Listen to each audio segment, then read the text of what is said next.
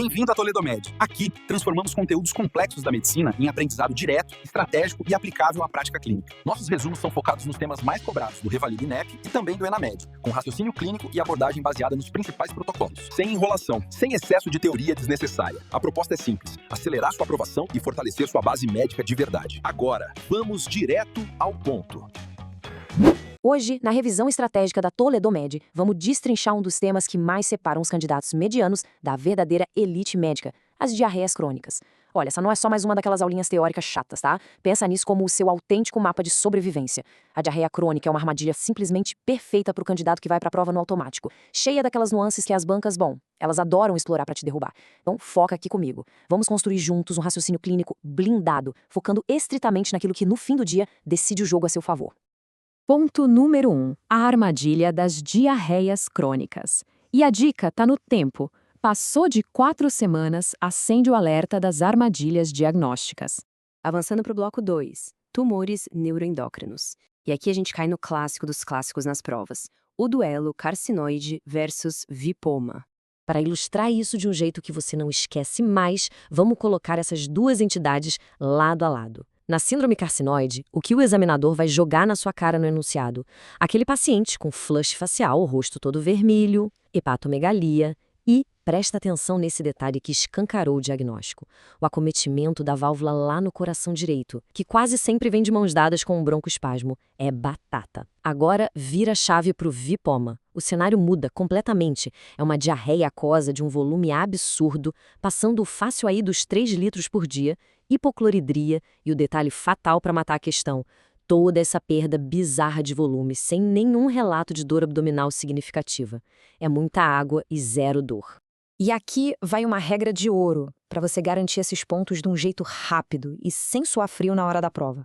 Se você está lendo o caso clínico e ele traz uma diarreia secretória em quantidades industriais, daquelas que não melhoram nem a pau se o paciente ficar em jejum, e o abdômen do cara está super tranquilo, relatando pouca ou absolutamente nenhuma dor, meu amigo, o vipoma tem que ser a primeiríssima hipótese piscando em neon na sua cabeça. E olha só, para gabaritar de vez a parte terapêutica, não importa se a questão está falando de um tumor carcinoide sintomático ou de um vipoma, a sua arma farmacológica de excelência, a verdadeira bala de prata, é o octreotide. É o análogo da somatostatina que vai resolver o problema. Viu essa opção nas alternativas? Pode marcar com vontade. Vamos para a fase 3, desvendando as síndromes desabsortivas. O segredo aqui é não perder de vista a famosa tríade da má absorção. Agora, dá uma olhada nesse arsenal de investigação. Saber exatamente qual exame pedir é o que te coloca na frente daquela grande multidão de candidatos. Na primeira linha, a elastase fecal. Ela é simplesmente soberana para diagnosticar a insuficiência pancreática exócrina. Na segunda, a gente tem o elegante teste da destilose, que brilha muito para localizar aquele defeito absortivo diretamente no intestino delgado proximal. Agora, eu vou mandar um papo muito reto sobre essa terceira linha. Se, em plano século XXI, com toda a tecnologia que a gente tem, você marcar o Sudan 3 como padrão ouro na sua prova de residência, bom, você está basicamente assinando um termo abrindo mão da sua vaga e entregando ela de bandeja para o seu concorrente. É um teste qualitativo, pessoal, e que carrega uma taxa altíssima e perigosa de falsos negativos. Fica ligado. Para a gente cimentar isso na cabeça de vez, suspeitou de pancreatite crônica causando esteatorreia, o número mágico no laudo do laboratório é 200. Elastase fecal menor que 200 é insuficiência pancreática exócrina e ponto final. Acabou a investigação. Entrando agora no pilar número 4, doença celíaca, o alvo principal. A verdadeira epidemia autoimune que os examinadores simplesmente amam. O algoritmo diagnóstico aqui tem que ser reflexo, sabe? Tem que ser automático. Passo 1, o rastreio, o primeirão na fila, é feito com o anticorpo antitransglutaminase tecidual IgA. Mais atenção ao detalhe estratégico, sempre acompanhado da dosagem da IgA total. O passo 2 já exige a nossa confirmação tecidual, então a gente parte para a endoscopia buscando aquelas biópsias duodenais clássicas. E o passo 3, a genotipagem para o HLA-DQ2 e DQ8.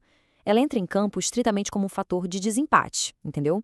Só entra no jogo quando a clínica, a sorologia e a histologia estão brigando entre si e se recusam a concordar.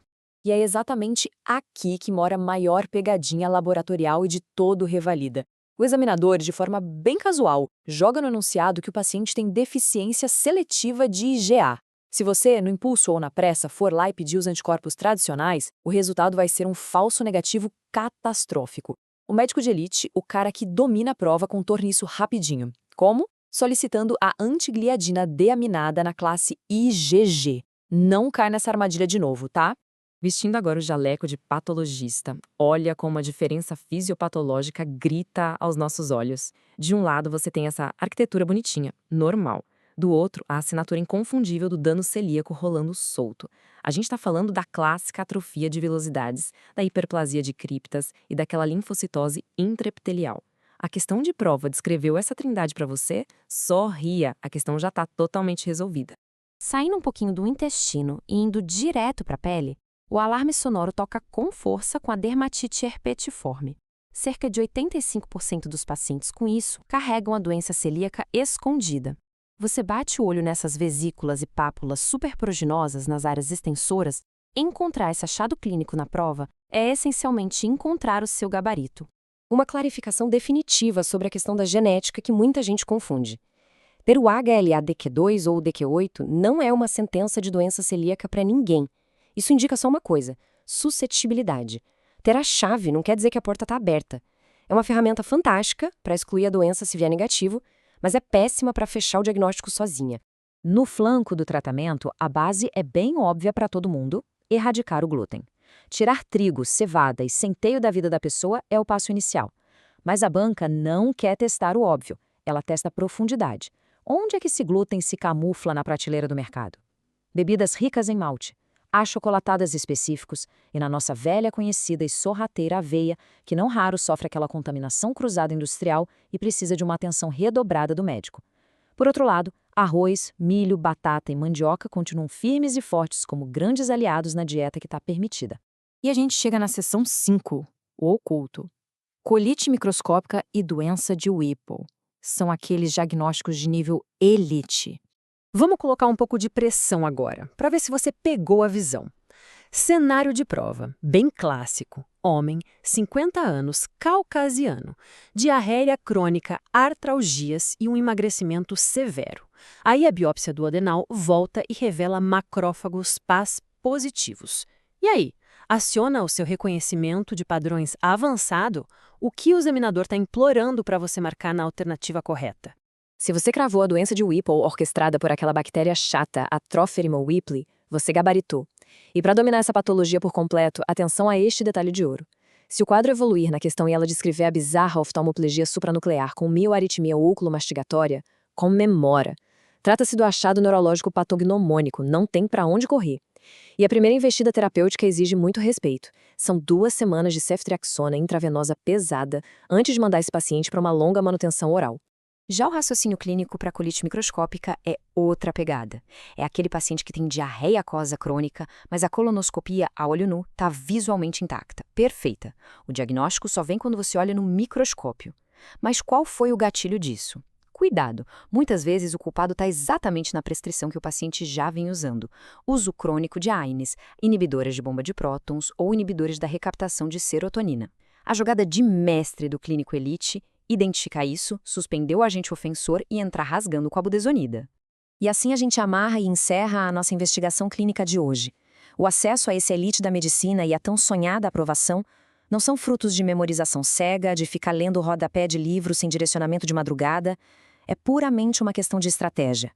Trata-se de enxergar com uma nitidez absurda aquele padrão clínico clássico que o seu concorrente, cansado e sobrecarregado, simplesmente deixa passar batido. Quando você conecta esses fluxos todos e aprende a prever as armadilhas, transformar a prova num gabarito exato vira só uma consequência natural do seu domínio médico. E aí, diz pra mim, você tá pronto para assumir esse nível de excelência no seu próximo plantão de estudos? Se esse resumo te ajudou, já segue a Toledomed no Instagram ou Gorro Toledomed Score. Lá você encontra conteúdos diários e estratégias para o Revalida INEP e Enamed. Também conheça o nosso curso extensivo.